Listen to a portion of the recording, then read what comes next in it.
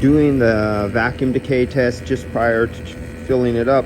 Partially used tank, so you measure out your tank first before. Don't always rely on your scales in case something gets moved, bumped, or anything like that. So you're reading your scale, but if something gets moved, it throws you off. Always measure your tank first.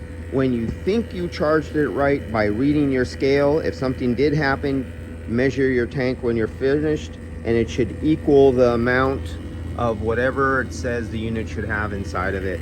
So I've been here for several minutes under a vacuum decay test, and this has been on the vacuum pump overnight. It was down to 54 microns, something like that.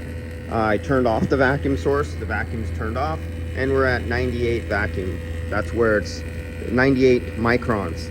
That it's where it's settling at. And that's going through a refrigerant charging hose, through a refrigerant manifold with the micron sensor located here and not on the system. Like the most perfect way would be using a blue hose with a valve core tool with it valved off so you could read a lower micron gauge.